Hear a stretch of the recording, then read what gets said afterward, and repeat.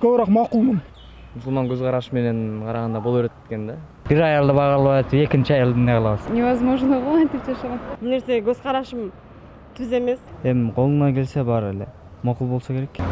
Эми учурга карайбыз да. Психолог жактан аябай эле оор да. Ушунчалык эле болуп кетсе, уруксат сурап алса болот да.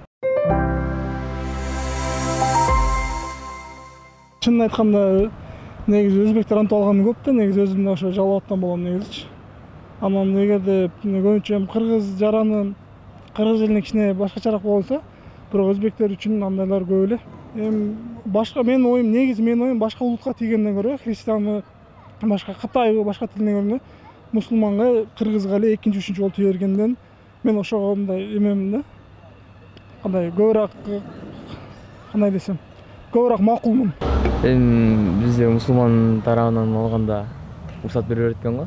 А бирок биздин кыргыздар өзүбүз негизи эле болбойт го деп ойлойм да. Кичине бизге менталитетибизге жарашпай калабы деп ойлоп атам да, экинчи аял алган.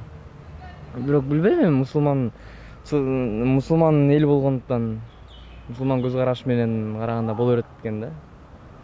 Мен өзүм албайт элем. Жок, эми азыркы жашоодо бир аялды багалап атып, экинчи аялды эмне кылабыз?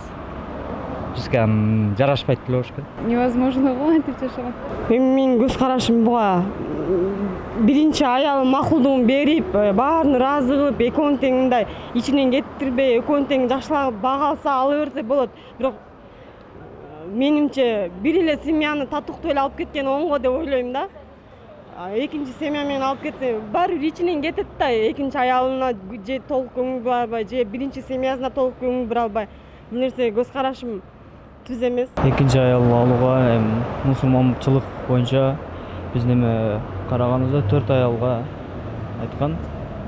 Эми колуңан келсе баары эле макул болсо керек деп ойлойм. Билбейм. Эми учурга карайбыз да, бирок каршы болмокмун. Мыйзамда жазылган болсо, эми ар ким өзү каалагандай жашайт да. Мен вообще каршы болмокмун да эки аялдыкка. Анткени бул аялга келтирип жаткан эме да, кандай десем, туура эмес мамиле. Бул аял психологиялык жактан, физикалык жактан жана моралдык жактан аябай чоң эме, кандай десем, зомбулук алат да. Анткени мисалы менин күйөөм экинчи аял менен жашап атат, плюс мен менен жашап атат, мен моралдык жактан ойлоном да. Алар жашоосу кандай болот, биздин жашообуз кандай болот. Эркекти ошондо эркекте тең салмактуулук болбойт да.